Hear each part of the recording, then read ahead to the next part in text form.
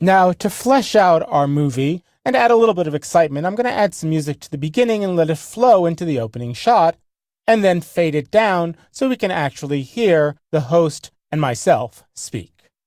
If you look over in the project pane, there's a folder called Music, and once again, I can either double-click it or drag it into the source monitor, or I can actually even right-click it, and there's an option towards the very bottom of the drop-down menu that says Open in Source Monitor.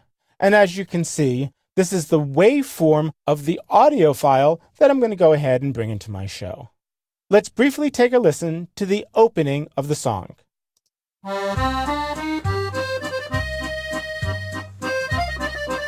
I think that's nice. It sets the mood that we're going to be making some sort of an Italian dish. I'm ready to bring it into my timeline. I can simply grab the audio waveform here and drag that down and drop that onto track 2. Now, if you notice, if I just dragged it and let go anywhere, it might not be at the beginning of my show. So I need to make sure that I drag it all the way to the left. Let's listen to how this sounds while watching the video.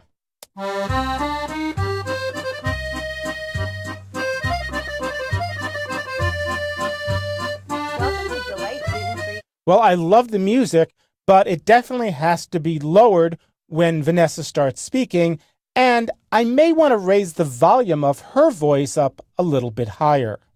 This is very easy to do in Premiere Pro. What I want to do is open up the audio tracks a little bit, or make them taller so I can see the audio waveform. To do this, I can place my cursor directly over where it says A1, and I'm simply using my scroll wheel, and I'm making the track taller, and now I can actually see the waveform for Vanessa, and then I'm going to scroll down a little bit so I can see audio track 2, which is on music, and do the same thing. If I wanted to, I could hold down the Shift key, and that would expand all of the tracks at the same time.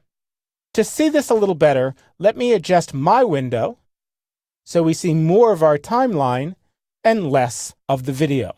Now, depending on the resolution of your computer screen, you probably can see both the audio tracks and the video at the same time without having to change your layout.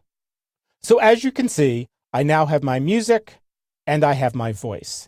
And if I want to change the levels here, all I have to do is hover my mouse between the left and right channel, and I can actually make them louder or softer by simply dragging my cursor up or down. I'm going to go ahead and bring the audio down to where it says about minus 19 or 20 dB. dB stands for decibels, and if I go ahead and play that and look at my meters, oh, that's a little bit too soft. I want to bring that up a little bit just so that the meters on the far right hit about minus 12. Now, you can simply guess, or you can actually do that while the music is playing. I'll do the same thing to Vanessa's voice because I want her to be a little bit louder, and I will do that while I'm playing. I'm going to place my cursor on top of that middle line, press the space bar. Delight Gluten-Free Eats. I'm Vanessa Weisberg, Executive Editor of Delight Gluten-Free Magazine, and I'm so excited to welcome you to our channel. So her voice is a little bit louder, and the music is good at the beginning, but when she starts to talk, I'm going to have to put in what's called a keyframe or break the audio so it dips down underneath her voice. I'm going to go ahead and press the backslash key. That will allow me to see my entire timeline. And what I want to do is put what's called a keyframe right at this point and break the line. Now, if I continue to scroll a little bit more to widen this out, you'll see as I scroll down, in addition to seeing the audio waveforms, I also get two little arrows and a button that allows me to add or remove my keyframes. So what I want to do is simply slide the playhead over here when we start fading in, and I want the music to start dipping under right when we start seeing Vanessa, and I'm going to go over here to press this button. Now, if the button is grayed out, make sure that clip is selected, click on the little diamond, add a keyframe, and then move the playhead over a little bit, and you can click that button again, and now you have two keyframes. If I want to lower my audio, you definitely need two keyframes to create that ramp or that break. If you only have one keyframe, you'll bring the volume down for the entire clip. I'll simply move my mouse over, lower this dramatically. Oh, I guess about minus 30, minus 35 dB. And simply hit the play button and see how it sounds. Delight Gluten-Free Eats. I'm Vanessa Weisberg, Executive Editor of Delight. Well, I think that's a little bit too soft and probably a little too dramatic, so let me go ahead and make it a little bit louder and see how it sounds next to her voice. Welcome to Delight Gluten-Free Eats. I'm Vanessa Weisberg, Executive Editor of Delight Gluten-Free magazine. Now I want to sneak the audio out, so I'm going to bring it down to an absolute volume of 0, and I can do that by once again putting in a keyframe, moving forward a little bit, putting in another keyframe, and dragging that all the way to the bottom to where it says minus infinity dB, and you'll see the music fades out.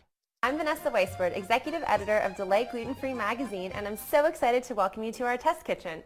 If that seems a little bit too abrupt, I can simply drag that over to the right, and it will fade out slowly. Executive Editor of Delight Gluten-Free magazine, and I'm so excited to welcome you to our test kitchen. My friend Adobe. Now, let me scroll over and adjust the height of the line a little bit and the location so we can see on track 1 that the volume has gotten unusually loud because from that angle we just had a camera mic on. Now, ultimately, I would actually replace that audio with clean audio from camera 1, but for now, I just want to reduce the volume level so it doesn't leap out when I'm working on my rough cut. Again, to do that, I would simply grab the line over here and pull it down and take a listen. Welcome you to our test kitchen. My friend Adobe. So that's pretty loud. Let me bring it down a little bit more. If you can't quite grab it, go ahead, press the plus key to zoom in, and we'll bring that down to about 13 and see what the edit sounds like. My friend Adobe is here today to make an amazing... So that actually kind of smooths it out a little bit, and I want this audio here to match with this audio here, so I'll simply visually grab that and bring that up so I can kind of see where it is. Hit playback.